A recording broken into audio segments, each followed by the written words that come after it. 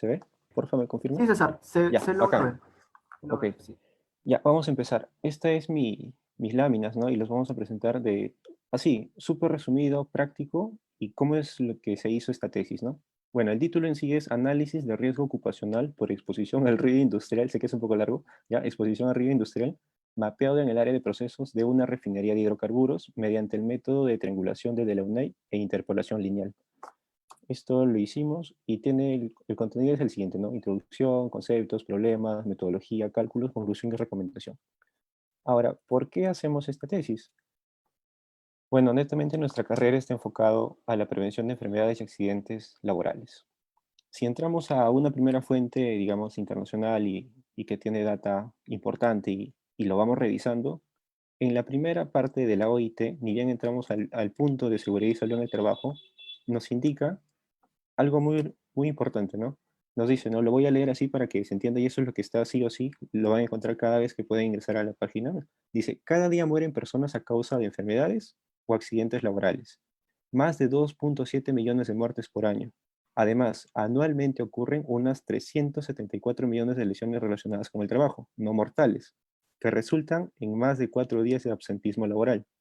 El coste está derivado diario, perdón, el coste de esta adversidad diaria es enorme y la carga económica de las malas prácticas de salud y seguridad se estima en un 3,94% del PIB interno bruto global cada año.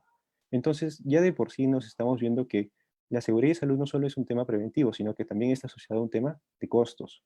Y eso lo que estamos viendo en el día a día. En un tema empresarial sí se llega a ver estos puntos. Pero, ¿qué es lo que pasa? En un tema de seguridad, es muy visible y es muy notable cuando aparece un accidente. ¿Por qué? Porque es de una manera inmediata, es de causa-efecto inmediato. Estás haciendo una actividad, por ahí un acto, una condición, pum, te accidentas y lo ves. Pero una enfermedad no lo puedes ver de una forma inmediata. Es acumulativo en el tiempo y se consolida con los años. Y quizá por ese lado, en muchas de las experiencias que he tenido, como que las enfermedades aún no tienen ese peso, al igual que los accidentes. Y lo vamos a demostrar con los números. ¿Ok? Bueno, este es un resumen de la OIT de sus 100 años, entre que se lanzó el año pasado, pero acá ya actualiza un poquito más las cifras, ¿no? Pero igual se mantiene en el contexto. Ahora, ¿cómo es un análisis si vemos, ¿no? Cómo es la población económicamente activa? Al 2018 había pues 3.000 millones, bueno, 3.400 millones de personas que son económicamente activas, ¿no? Esa es una fuente del Banco Mundial. Y a nivel de Perú somos 18, más de 18 millones de personas económicamente activas, ¿ok? Ahora, ¿cuánto sería el impacto económico si tan solo sacamos ese 3,94% que menciona la OIT relacionado a accidentes y enfermedades? Casi más de 3.000 millones de dólares. Una cifra muy importante, ¿ok? Ahora, ¿cómo está relacionado, digamos, en Perú? Si hacemos una simple estimación, ¿no? ¿Cuánto sería lo que estaríamos perdiendo? Más de 222.000 millones de dólares. O sea, es un monto muy elevado. La pregunta es, ¿se llega a ver esos montos? ¿Estaría oculto? Bueno, lo vamos a ir descifrando un poquito, ¿no? Ahora, ¿cuál es la relación que existe del porcentaje de eventos mortales relacionados a accidentes y enfermedades? ¿Existe alguna estadística? Claro que sí. Y aquí lo tenemos. De todas las personas que llegan a morir, así, o sea, disculpe que sea frío, pero es así, ¿no? De todas las personas que mueren, el 14% solamente son por accidentes. Y tienes un 86% de personas que mueren producto de enfermedades profesionales o enfermedades ocupacionales, como lo podríamos llamar. Entonces, el pastel se reparte mucho más para las enfermedades. Pero en la práctica, ¿qué es lo que nosotros vemos más? Los accidentes. ¿Por qué? Porque nuevamente lo digo, son más visibles, son notorios. Las enfermedades toman mucho tiempo en consolidar. Ahora, si nos vamos a las estadísticas, perdón, claro, las estadísticas acá de la OIT, ¿qué es lo que nos dice, no? 7.500 personas mueren cada día debido a condiciones inseguras e insalubres en el trabajo. Esto representa entre un 5 y 7% de las muertes a nivel mundial. Pero ¿cómo está repartido? 1.000 están muriendo por accidentes, mientras que 6.500 están muriendo por enfermedades. Ahora, ¿qué es lo que nos dice un último texto, un pequeño párrafo de este resumen que hace la OIT? Dice, ¿no? Cifras más recientes revelan que entre los factores que más contribuyen a la carga mundial de enfermedades profesionales se encuentran los de riesgo ergonómico, riesgo de lesiones, el material particulado, los gases, los humos y el ruido. Esta tesis estaba enfocada en ruido, por eso es que lo resalto. Pero si en realidad empezamos a ver nuevamente qué riesgos son, riesgo ergonómico, ¿ok? Tenemos una ley de ergonomía, perdón, una norma de ergonomía que es la RM375, ¿ok? Es una norma que ya tiene más de 10 años, no ha sido actualizada todavía, ¿ok? ¿Qué más tenemos? Tenemos el Decreto Supremo 015, relacionado a qué? Agentes químicos, que también ya tiene más de 10 años y que todavía a la fecha no está actualizada a nivel del Perú, ¿ok? De ahí, ¿qué más tenemos? Tenemos otros, bueno, estándares relacionados a que a ruido, que es una norma técnica, no obligatoria, es una NTP, pero que lo debes cumplir, ¿no? O sea, por un tema de higiene, por los métodos y todo, bueno, hay que cumplirlo, igual que las normas ISO. Pero en general, a nivel normativo en Perú, como que nos hemos quedado un poquito en ese desfase, ¿ok? Ahora, bueno, en resumen, ¿no? ¿Qué es un accidente? Todo suceso repentino, bueno, que sobrevenga por causa u ocasión del trabajo. ¿Eso dónde está? En el Decreto Supremo 005. Un accidente. Ahora, ¿cuál es la relación con enfermedad? Igualito que es lo que dice el Decreto Supremo 005, es una enfermedad contraída como resultado de la exposición a factor de riesgo relacionado al trabajo. Simplemente en la definición ya vemos que accidente tiene una definición mucho más extensa que enfermedad, ¿ok? Ahora, siguiente. Las notificaciones ante el Ministerio de Trabajo. Esta es información libre. Ustedes entran a la página del Mintra y simplemente hacemos un comparativo, ¿ya?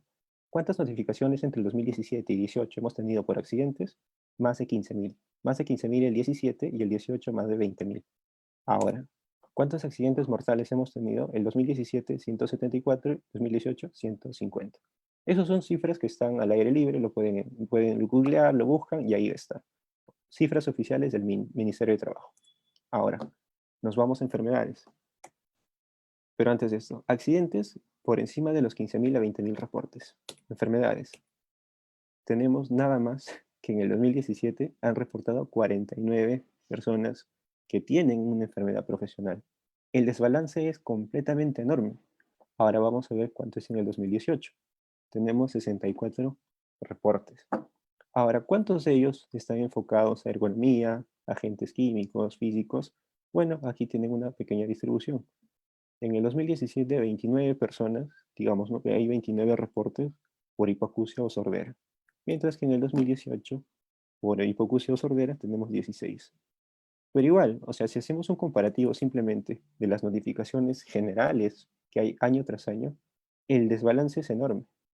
Pero ¿qué es lo que dice la OIT? Que existe un 86% de reportes o personas que mueren a causa de enfermedades. Entonces, como que nuestras estadísticas a nivel país también no muestran una realidad.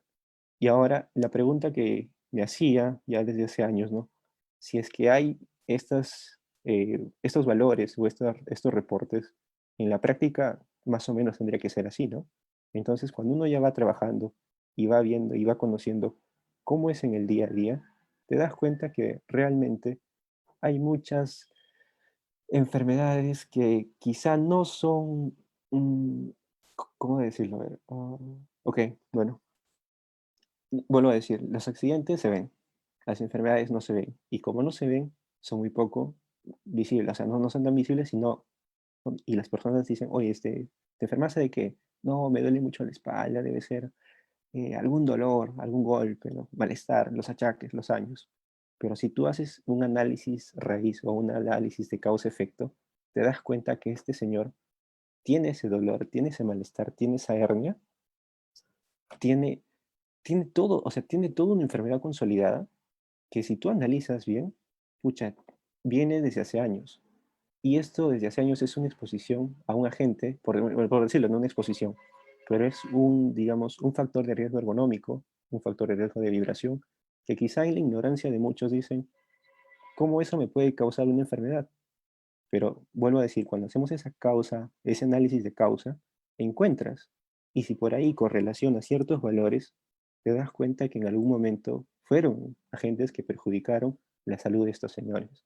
Pero igual, o sea, lo vuelvo a decir, las cifras nos dan un gran desbalance y eso hay que cambiar. Y eso es parte de esta carrera que es muy bonita, ¿ya? Que es la higiene industrial o la higiene ocupacional, como lo podríamos llamar. Ahora, ¿cómo también nosotros podemos ver un tema de costos? Bueno, acá hemos tratado de hacer un pequeño ejemplo y lo voy a hacer así súper resumido, ¿ya? Imaginemos que una persona gana al año $20.000, incluido con todos sus gastos que hace la empresa. En promedio, tener una persona en planilla es como X, ¿no? Pero lo que gasta realmente la empresa es 1.5, 1.6 de lo que le pagan. Porque ahí tiene que pagar seguro, tiene que pagar ciertos beneficios laborales, y varias cositas ahí. Entonces estamos poniendo $20.000 al año. Esta es una persona sana, ¿ok? Una persona que está en el día a día en el trabajo y va a hacer sus actividades, tranquilo y contento. Llega al trabajo y va a exponerse a qué? A distintos agentes físicos, químicos, biológicos, ergonómicos, los que puedan haber. En resumen, puede haber mucho polvo, mucho ruido, puede estar expuesto no sé, a vibración, a temperaturas altas, bajas, etc. Día a día, este señor va a ir a hacer sus labores, ¿ok? Entonces, va a llegar un momento en que va a ser tanta la exposición o va a ser tanto los años de exposición de este señor a estos distintos agentes que puede ser que en una evaluación médica de control de ingreso, de salida, vamos a empezar a detectar unas ciertas desviaciones en ciertos sistemas, órganos o distintos funcionamientos que podría tener. Entonces es ahí donde empieza, digamos, podría ver un tema de alarma, siempre y cuando no nosotros como higienistas quizá no hemos mapeado, ¿ok? Entonces, ¿qué quiero decir?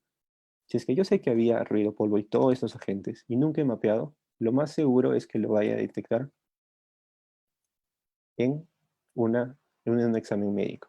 Imaginemos que producto de ese examen médico digan, no, este señor tiene, digamos, una capacidad de pérdida auditiva, tiene una hernia, posiblemente un inicio de cáncer o un cáncer por confirmar, tiene afectado quizá el sistema nervioso, bueno, a nivel de la mano, el sistema mano-brazo, puede tener afectado la parte baja de la espalda.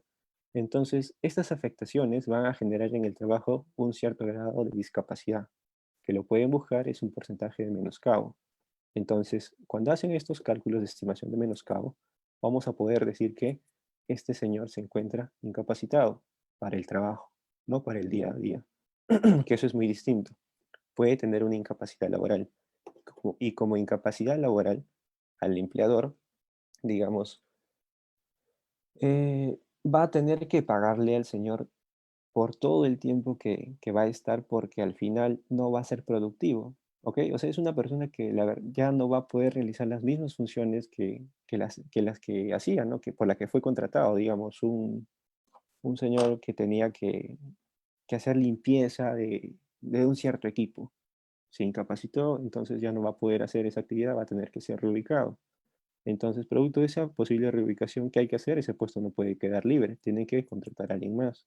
Entonces ahí viene otro señor, otro trabajador, que también viene con un mismo sueldo y sería pues su reemplazo. ¿Ok? Estos señores igualito van a estar siempre capacitándose, va a tener un tema de reinserción, va a haber vigilancia médica. ¿Y qué es lo que va a pasar?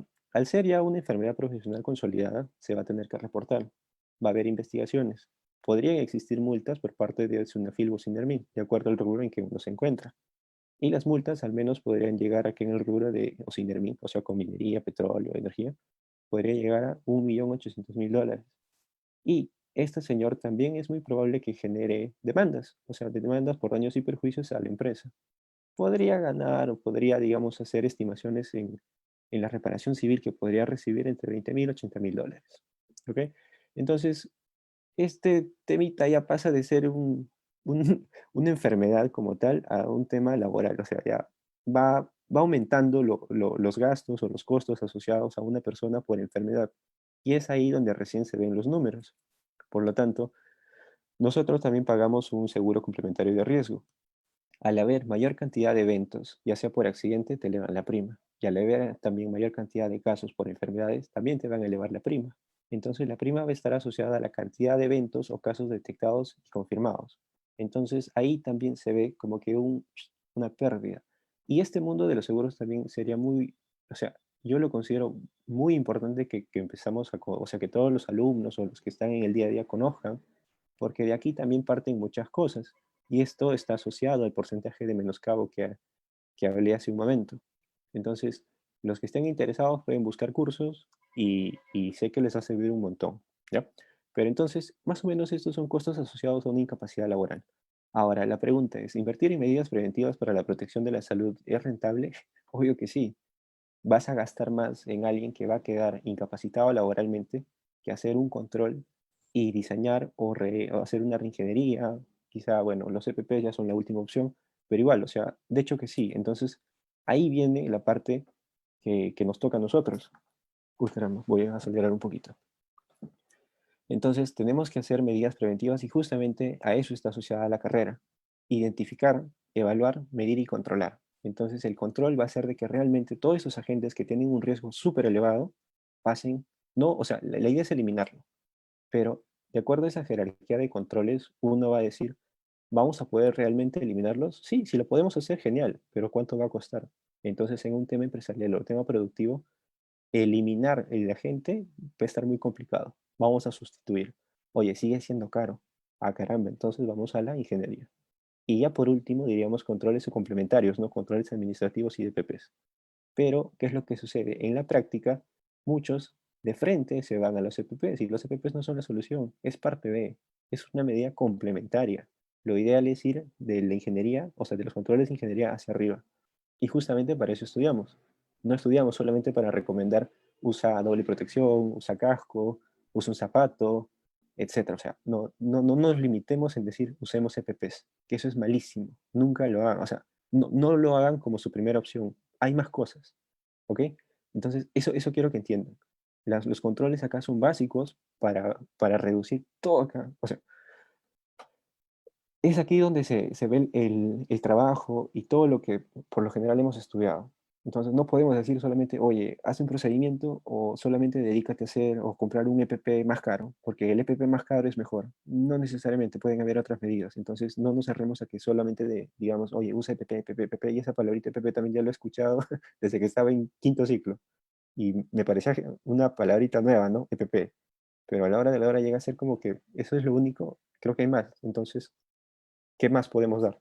Y ya ahí viene la creatividad de cada uno, ¿no? Y las asesorías que pueden tener. Ahora, ya, acá el toque.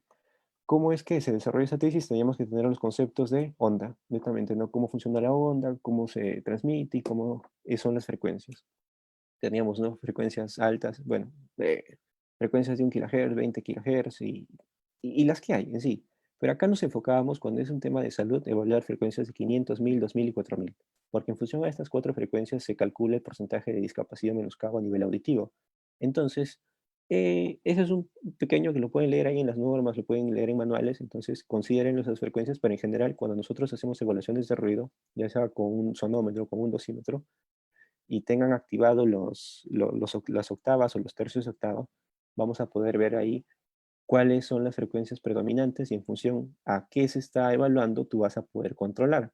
Porque si tú solamente conoces un número, que es al final, no te va a poder decir, oye, empieza a controlar por tal cosa, ¿no? Porque distintas máquinas, distintos equipos generan un ruido a distintas frecuencias. Entonces, cuando tú identificas cuál es el patrón o cuál es el rango, vas a poder decirlo. Y este tema de ondas también se está aplicado directamente a la vibración. Por eso es que ustedes habrán escuchado mantenimiento predictivo. En el mantenimiento predictivo también se utiliza acelerómetros para determinar cuáles son las frecuencias que están, digamos, muy elevadas a un patrón estándar de un equipo. Entonces, cuando empiezan a haber pequeñas desviaciones, ahí es donde se empieza a atacar. Entonces pueden saber qué pieza del equipo está fallando, qué motor o con qué tiempo. Entonces es súper importante que también conozcan estos temitas, ¿no? La parte técnica es básica para poder hacer unos buenos controles. Bueno, seguimos ahí con el tema de la tesis, ¿no? Bueno, también teníamos que saber, ¿no? Que la fisiología del oído, cómo es que funciona el oído externo, el oído medio y el oído interno, ¿ok? Entonces, es ahí donde estábamos, ¿no? Ahora, en el oído interno, bueno, pues lo que nos permite escuchar sí o sí son los cilios, eso es ya de cajón sabemos. Funcionan, yo siempre lo he tratado de explicar como que los cilios son como plantitas que están ahí en el campo y viene un aire fuerte y empieza a moverlos, ¿no? Esa es mi explicación. Si el aire es muy fuerte, esas plantitas se empiezan a mover, pero va a haber unos airecitos que no los va a hacer mover. Por ejemplo, tú tienes un boje, un pequeño airecito no va a hacer mover ese semejante tronco. Entonces, algo así se van a empezar a comportar. En función a la frecuencia y a los hilios donde están distribuidos a lo largo de todo este segmento, van a empezarse a mover a distintas frecuencias. Y es así como funciona, ¿no? Pasa de ser un impulso mecánico a ser un impulso eléctrico que pasa a decodificar en el cerebro y permite la interpretación de las palabras. Ahora, cuando empiezan a fallar, empiezan a dañarse, es ahí donde se empieza a ver la pérdida auditiva. Y es ahí donde se empieza a verificar los menoscabos con las frecuencias que mencioné, 500, 1000, 2000 y 4000. Entonces, cuando ustedes ya quizá han tenido sus experiencias de evaluaciones médicas, han ido a pasar en una clínica autorizada. A ver, un momentito, por favor. Ya, ahora sí. Van a pasar sus audiometrías, les van a hacer escuchar tonos de distinto, digamos, de una distinta intensidad, ¿no? De un pitillo así súper agudo a uno más grueso en distintas cantidades, y ahí es ahí, o sea, cantidades, perdón, en distintos niveles, y es ahí donde empiezan a evaluar, ¿no? No, sí, él tiene una caída en los 500 de 10, 15 decibeles, ¿no? En los 4000 de tantos decibeles, y en función de esos números sacan una ponderación y pum, te dicen cuánto es, digamos, la caída que has tenido a distintas frecuencias. Entonces, eso es, creo que hay otra ciencia complementaria, pero también hay que saber, ¿ya? Bueno, las células ciliadas que también ya lo aplicamos.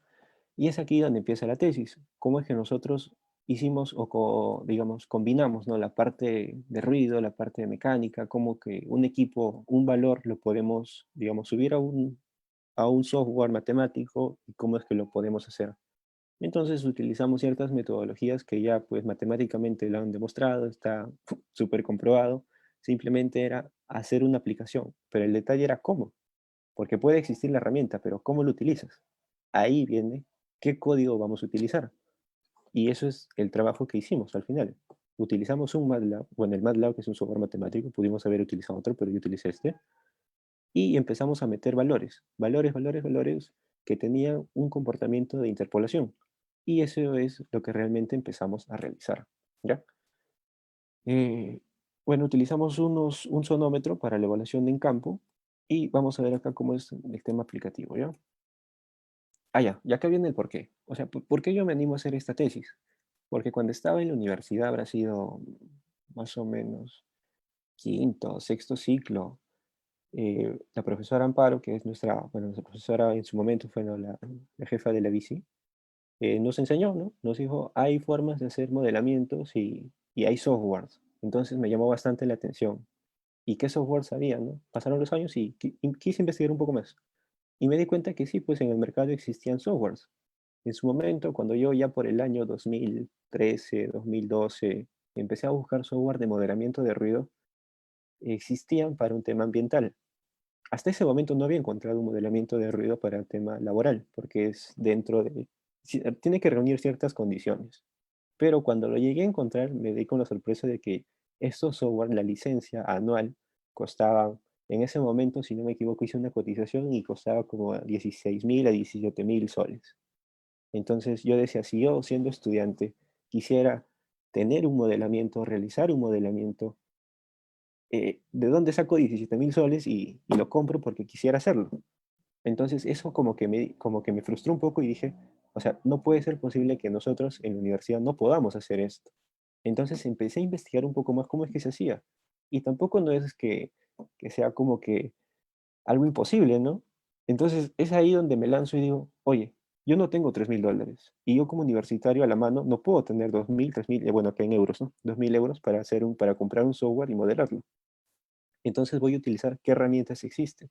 Entré a la bici y existía un software que era el Surfer y dije, ok, pero eso es como un software. Y si no existiera ese software, ¿cómo yo lo podría hacer? Pero tengo herramientas matemáticas. Ok, entonces vamos a lanzarnos, vamos a hacer el experimento, vamos a hacer los patrones y ver qué sale. Y es así como me animo y empiezo a hacer, ¿no? Uno fue este tema económico, ¿ya? Y yo acá bastante lo recalco. Yo siendo estudiante, si en algún momento o sea, quise hacerlo, no lo podía porque no tenía el dinero para comprar un software. No lo tenía. O sea, ¿para qué les voy a mentir? No lo tenía. Entonces dije, no, esto yo lo tengo que hacer porque, o sea, tengo el conocimiento, voy a buscar las herramientas y voy a hacer que sea lo más barato posible. Ok, entonces ese fue mi motivación, más que nada, ¿no? Hacerlo y dejarlo libre para que todos los alumnos, quizá en algún momento, así alumnos que fuimos, ¿no? O sea, estuvimos ahí en la universidad y quizá hay limitantes, pero no hay nada imposible. Y eso fue también una de mis motivaciones al final, dejar algo para la universidad, algo para los alumnos. Y es así como hice, ¿no?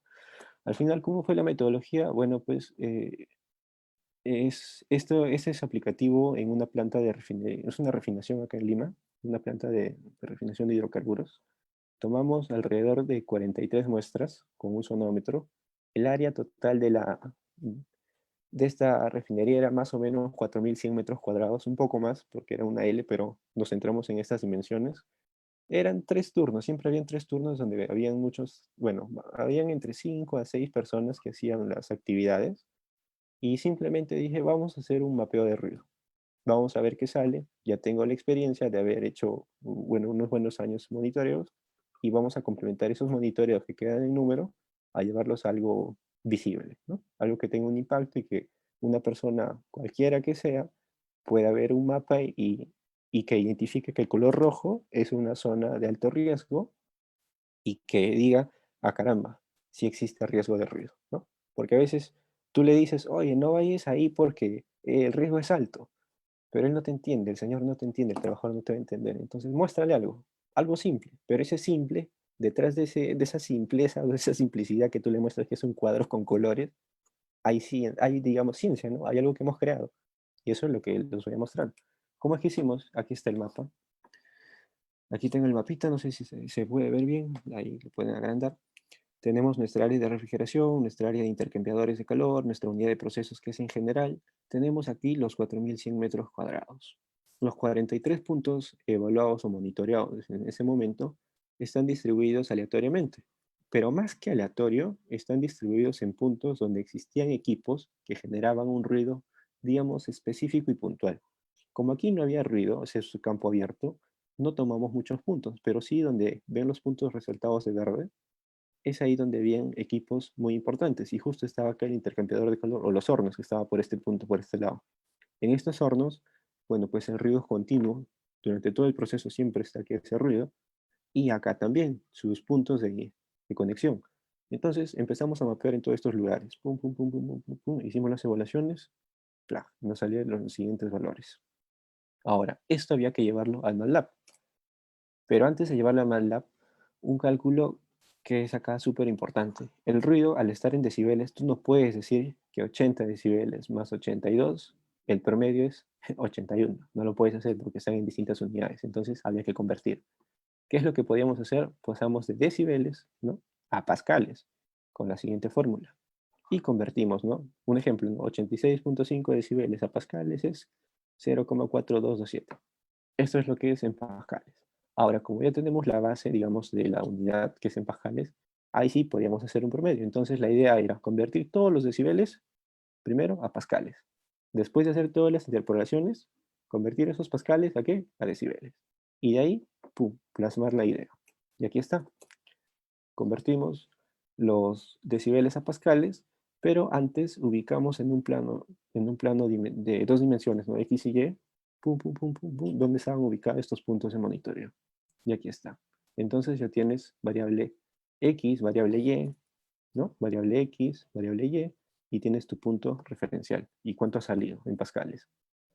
Y de ahí, esto lo tenemos que llevar al MATLAB.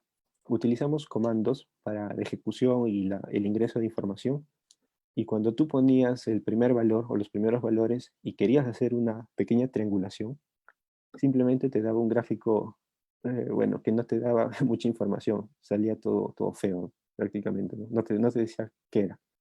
Y de ahí tú tenías que aplicar más comandos y tenías que crear más mallas, porque tú tenías que crear una resolución en función a lo que querías, digamos, tener, ¿no? Tu cuadro de referencia. Pasaste de tener 43 puntos a que sea una malla mucho más definida, mucho más real. Entonces aplicamos más comandos. Pero estos comandos también tienen por qué. No simplemente era, oye, yo voy a aplicar porque se ve bonito, ¿no? No, no. Acá tú tenías que entender el por qué. ¿Por qué aplicas esos comandos y tu malla de cuánto por cuánto lo tenías que distribuir? Al ser un campo tan grande, y también tienes aquí la experiencia, que es lo que cuenta también. O sea, acá se combina experiencia y la parte técnica. Porque si yo me voy a regir a lo que me dice un papel, un documento, una norma, genial, va a servir para esas condiciones. Pero no todas las condiciones son iguales. Entonces, si a mí me dicen, tienes que medir o tienes que hacer una evaluación cada 2, 3, 4, 5 metros, en la práctica tú te vas a dar cuenta que hacer cada 2, 3, 4, 5 metros, uno, en tema de tiempos, no te alcanza ni siquiera para cubrir una jornada de trabajo. Lo otro, tú te vas a dar cuenta que al ser campo abierto, o sea, siendo zonas donde hay campo abierto, medir cada 2 metros era lo mismo que medir a 10 o 15. La caída de los decibeles no era tan considerable, era como que caía entre 0.1, 0.2, 0.3. Entonces tú tenías condiciones que tenías que interpretar, eran condiciones muy, muy distintas. Ahora, si yo digo, esto es aplicable en otra realidad, te voy a decir, tienes que evaluarlo y tienes que tener ahí la certeza de que si tú vas a hacer estas funciones o estas, digamos, estos cálculos, primero chequea si es que tu realidad lo permite. Y de ahí ya pasas al siguiente nivel. Porque ¿qué es lo que hacen muchos? Cogen un método y lo planchan sobre otro. Y eso no es así. Porque eso estamos acostumbrados, ¿no? La norma, ¿qué nos dice? No, la norma me dice que tienes que hacer así y así. Oye, pero ¿por qué no lo hacemos de una forma más simple y sencilla que al final llegas al objetivo? No, la norma me lo dice. La norma fue creada netamente como pasos, como guías. Tampoco es como que, oye, esto es imprescindible y lo tienes que hacer así. Mucho cuidado con eso. Y no dejemos que una norma, realmente, que una norma nos sesgue, o sea, o nos limite a que nuestro conocimiento, nuestro criterio y nuestra creatividad, que es lo más importante, esté ahí como que encerrada.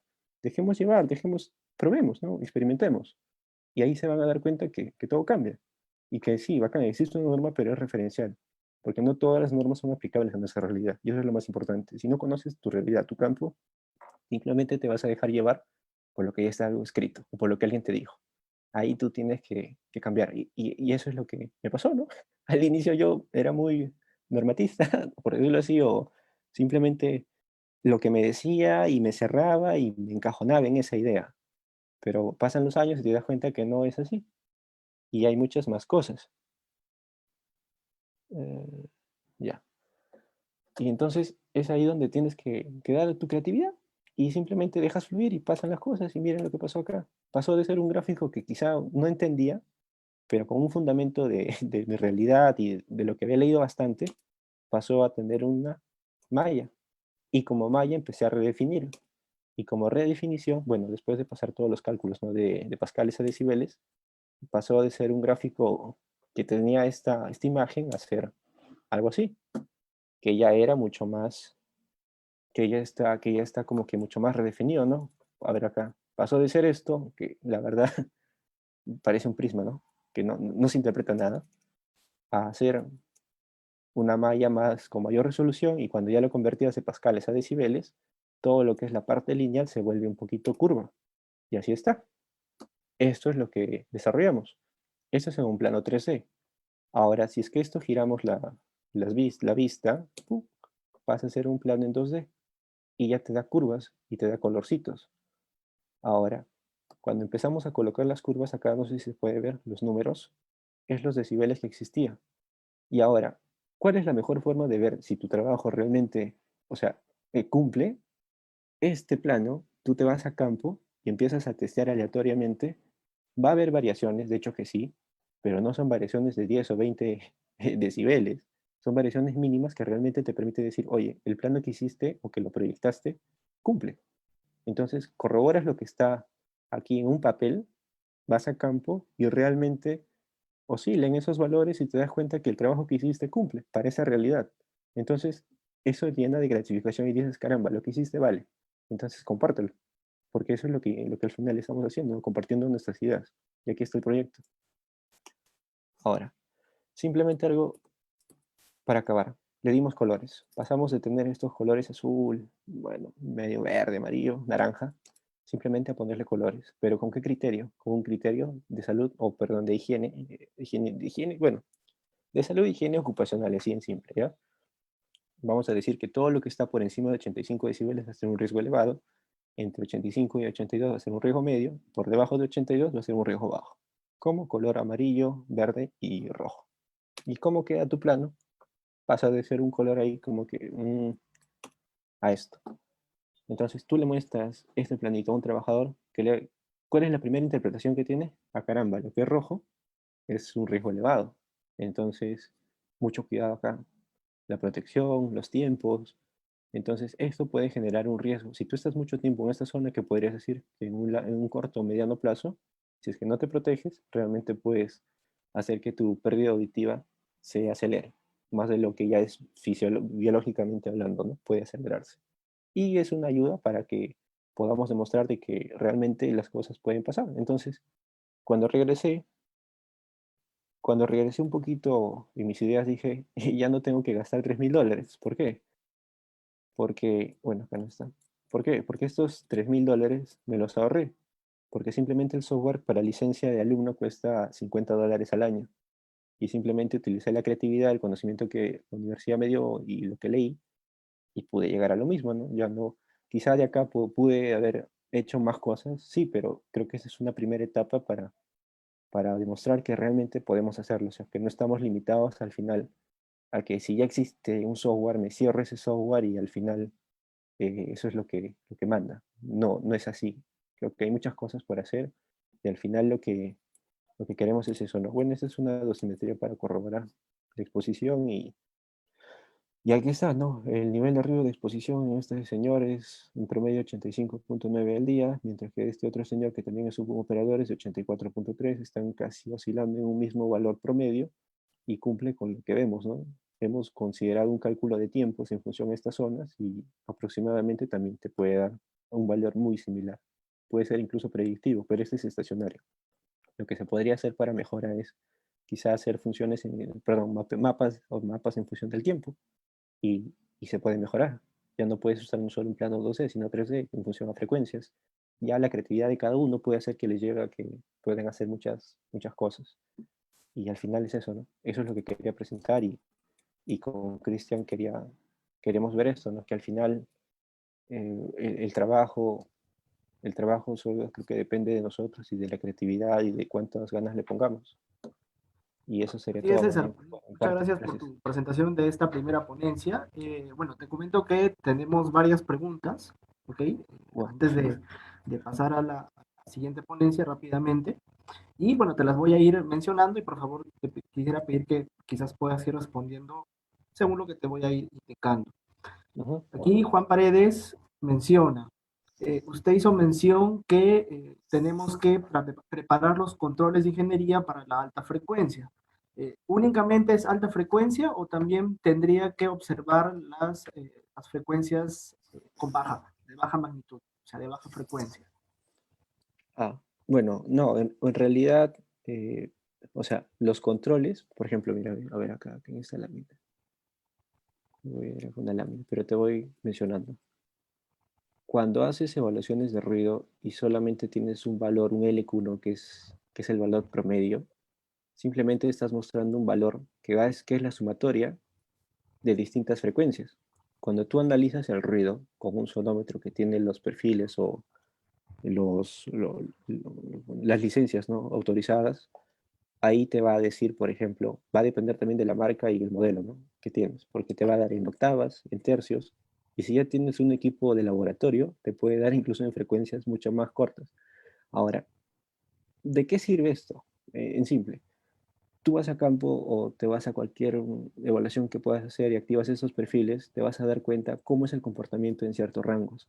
Por eso decíamos, no, mi prioridad, no te puedo decir que mi prioridad es controlar la alta frecuencia si es que no he evaluado el todo.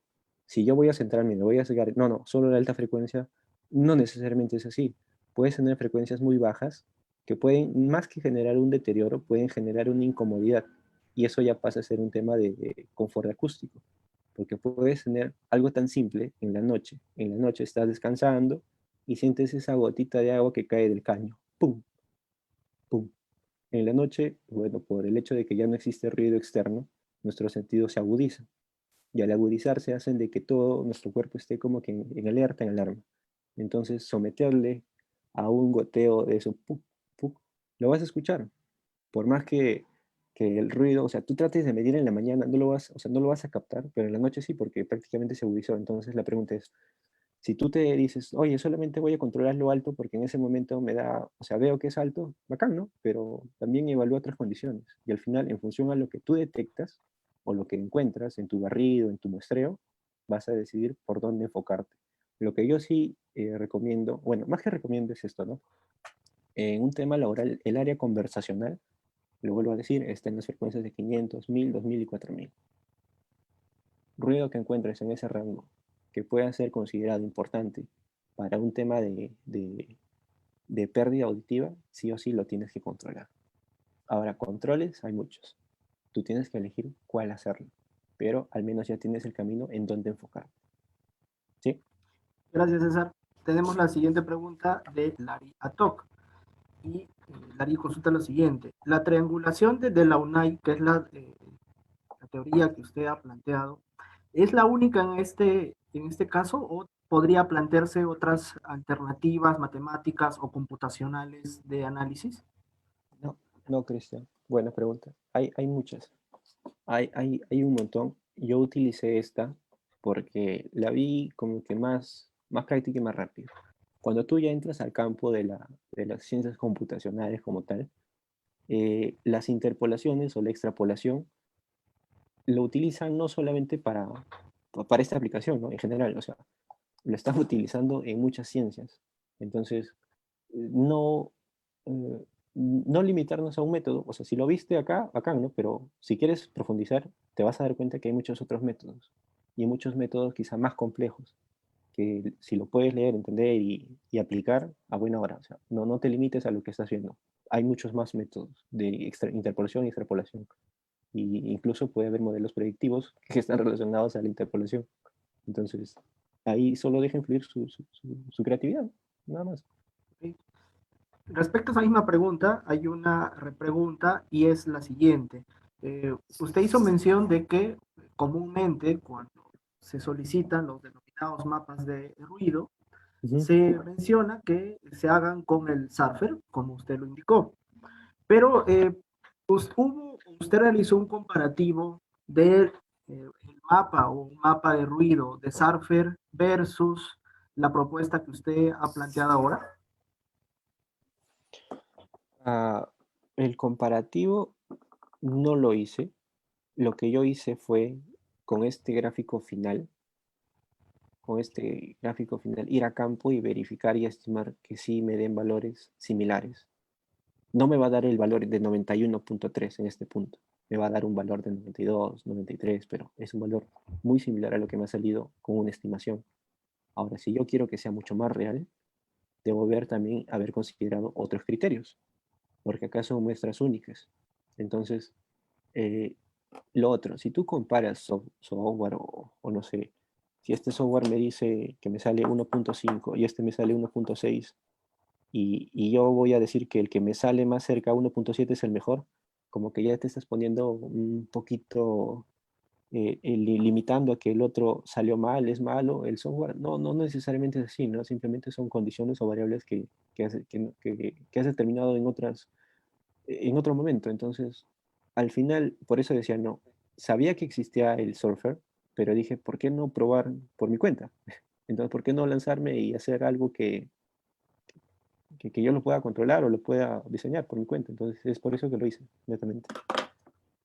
Sí, bueno, en este caso también es necesario precisar, César, y como todos los que realizan los estudios de higiene industrial, los que hacen también la elaboración del mapa de ruido, y muchos se han podido dar cuenta que este software que ya hace aquí referencia a la consulta que uno de los participantes ha mencionado, tiene una aplicación topográfica, ¿no? Digamos, es empleado usualmente para estudios topográficos. Se le ha dado un uso aplicado pues a lo que es higiene, pero formalmente no considera el comportamiento propio del ruido, ¿verdad? O sea, sí te da, como bien se menciona, algo muy parecido a lo que se ha obtenido, como tú has mencionado, pero por ejemplo, algo que sí es drástico y no tiene, ¿no? Y no lo tiene el Surfer es propiamente el término probabilístico que sí lo tiene esta simulación de la UNAI, ¿no? Que al justamente ¿no? trabajar con el, digamos, el nivel de ruido más probable que se pudiera encontrar en esta suerte de triangulación, se va a necesariamente pues considerar con más exactitud justamente el nivel de ruido que con mayor probabilidad se va a poder encontrar, ¿no? Dado que, como menciono, en el nivel del surfer, pues no necesariamente, probablemente no coincida, ¿no? Entonces, quizás la pregunta que iba de aquí del participante era que eso también se podría evaluar, ¿verdad? Como un proyecto para los estudiantes, para los, digamos, interesados en la higiene industrial ocupacional, que puedan validar, ¿verdad? Las herramientas que ya se ha venido trabajando años anteriores, se ha venido aplicando a nivel nacional, pero que si es que de verdad esto es exactamente, o se parece, o tiene una desviación estándar en valores respecto a los métodos como tú acabas de mencionar. Ante eso, César, hay una pregunta adicional, la penúltima pregunta, y mencionan que, bueno, aquí Aldo Domínguez menciona que él ha trabajado con el C++. Dice que tiene experiencia trabajando con C++ y un Ujú. software que es el Matemática, ¿no? Con la Sí. TH. Ujú. Menciona.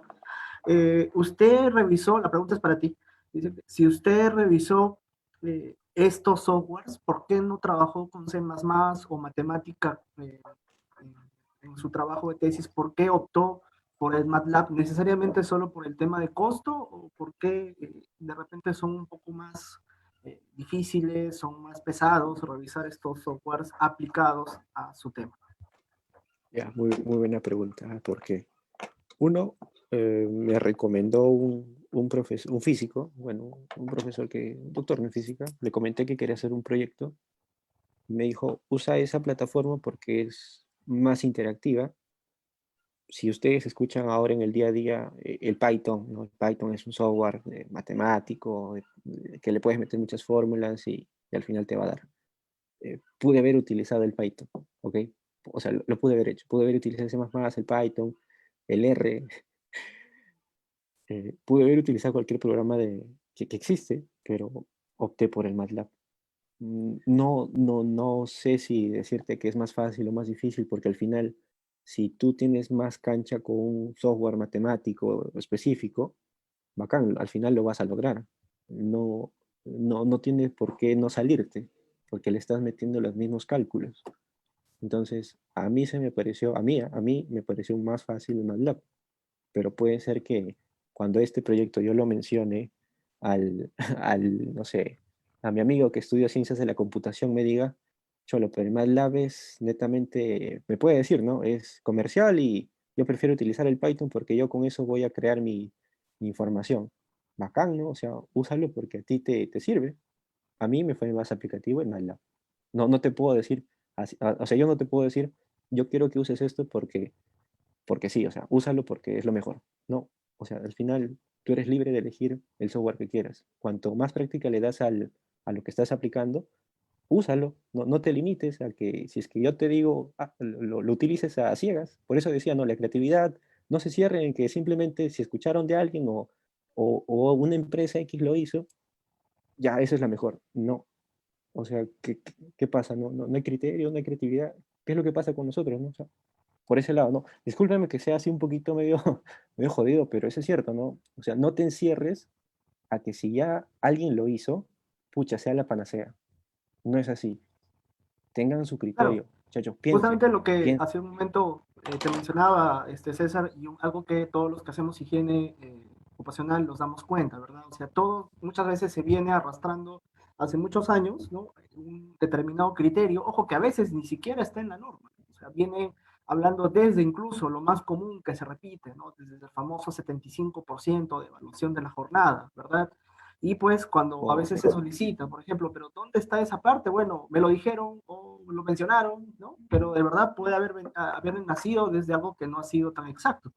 Por eso la función justamente como estudiantes de la Escuela de Ingeniería de Higiene, ¿no? Es necesario pues siempre estar en revisión. Como Correcto. por ejemplo tú acabas de presentar, no es un trabajo de tesis que es una parte, es un paso, pero no quiere decir que no se puedan aplicar pues a otros softwares, a otros rubros también, ¿verdad? Tú has tomado Ujú. solamente un tema de un rubro, de una planta específica de un rubro económico, pero pues en el Perú tenemos distintos rubros en los cuales todavía no se ha hecho estudios propiamente de este nivel, ¿verdad? Sí, Y es un poco, entiendo tu punto de vista, César, porque es algo que debe necesariamente cambiar en la mente de muchos higienistas, ¿no? Que siempre debemos estar dentro de la innovación, la mejora, ¿no? En la propuesta de nuevas aplicaciones al campo en el cual nos desarrollamos. sí, y mira, Cristian, algo chiquito nada más, así. Y eso lo mencionaste, ¿no? Porque alguien me lo dijo que ya tiene, no sé, N años de experiencia. Es la ley, o sea, es así tal cual, puede ser. Y me he encontrado con profesionales, y no es por maletero, pero es así, ¿ya? O sea, te encuentras con profesionales de tu especialidad o de otra especialidad que quizá han visto estos temas y muchos años han vivido engañados en su mentira, porque no fue así. Y cuando le demuestras que están errados en lo que conocen, no van a cambiar, porque eso ya lo vienen distribuyendo desde años, pero la realidad es otra, ¿no? Entonces, es ahí donde vamos. O sea, nuevamente digo, no se cierren o no se parametricen en que si escucharon de alguien o vieron en algún lado, es la verdad. Usen su criterio, que eso es lo más importante. Por algo estamos estudiando, por algo leemos bastante.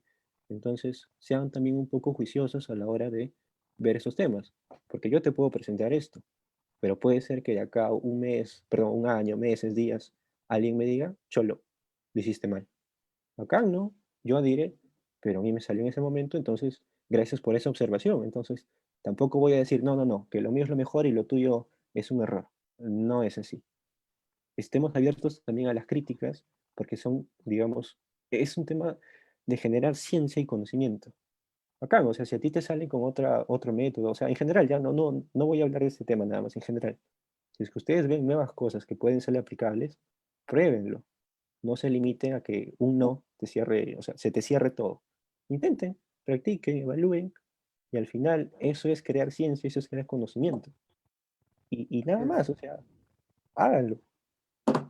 Así es, César. Y antes ya de terminar esta primera ponencia, tenemos la última pregunta y es la siguiente. Usted planteó unas ecuaciones, ¿no?, que usted diseñó e ingresó a MATLAB. Estas ecuaciones vienen de una bibliografía, vienen de otra tesis, vienen de un paper, por ejemplo, ¿no? La pregunta que hace aquí Maritza Rodríguez. Maritza, muy bien. Vi un trabajo, Creo que lo mostraste, ¿verdad, César? No sé si de repente sí, podrías poner esa lámina donde están las ecuaciones, las ecuaciones que colocaste del MATLAB propiamente. Ah, me parece que es esa. a ver, vamos a empezar a rapidito. Ya, primero, a ver, el cálculo, lo repito, ¿no? Vamos, Ujú. con un equipo al final obtenemos datos, porque acá la base de cualquier investigación es tener datos. Si no tienes datos, ya fuiste, así de simple. Ahora, ¿cómo tú transformas esos datos en información y le sacas el jugo? Primero, la parte teórica. Simple. 80 decibeles más 82. En promedio es 81. No, señores. Perdón. No es así. Necesitas la parte técnica y por eso hemos leído, hemos estudiado. Por eso es que yo cambio acá de decibeles a pascales. Y sí, lo vi en una tesis y lo vi también en un libro. Entonces, información de física con alguien que ya lo aplicó y le fue bien, bacán. Para mí es información válida. Siguiente, triangulación. Acá las triangulaciones vienen de, ¿dónde lo leo? En los aplicativos que tienen esta fórmula, porque también tienen restricciones. Entonces tú evalúas las ecuaciones, evalúas cómo lo aplicas y ¡pum! Si cumple bajo esas condiciones que tú estás determinando, te van a servir. Porque si pones cualquier cosa, al final este gráfico me pudo haber salido puros circulitos. Si yo me cegaba y no analizaba bien, pude haber dicho, caramba, lo logré. Pero no, o sea, también tienes que evaluar qué criterios tomas.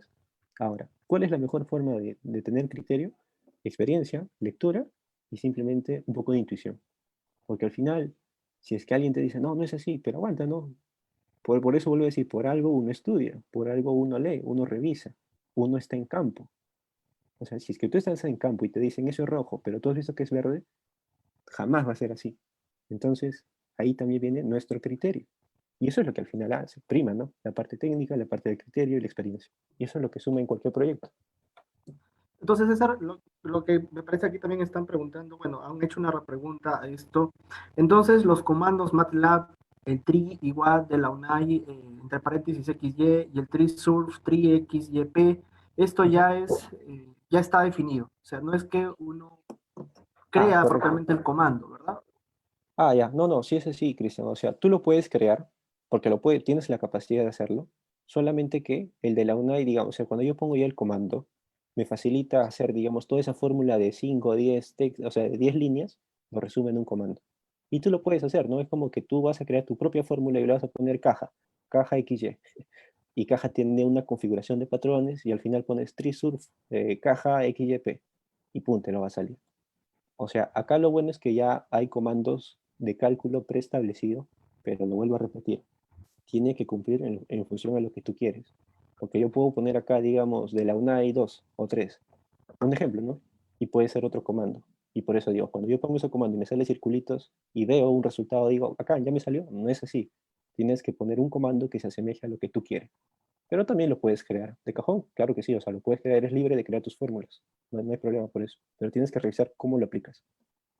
Claro, entonces digamos que si bien está la posibilidad de que el comando ya me indique cómo se va a leer toda esta grilla de datos, pero entiendo que lo que tú mencionas es que puede también, ¿no?, empezar a desglosarse toda la fórmula, ¿no?, que al final debe salir exactamente igual, porque como que ya solamente colocas la fórmula final, mientras que podrías haber obtenido una serie de ecuaciones que te va a aterrizar en la fórmula, ¿verdad, Sí, o César? sea, Creo, es como creo que las eso era funciones, tu enfoque. sí, es como las funciones de matemática, ¿no? Fx es igual a x al cuadrado.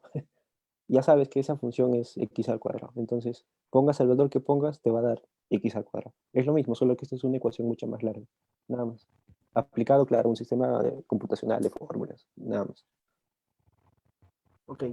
Bueno, César, esas son todas las preguntas que teníamos aquí de los asistentes en esta primera ponencia, ¿no? Agradeciéndote por tu tiempo y por habernos compartido este trabajo que has desarrollado tú en pues, tu tesis. En realidad también es necesario mencionar, como ha mencionado César, pues es necesario, ¿no?, que justamente se hagan este tipo de trabajos de investigación que lamentablemente no tenemos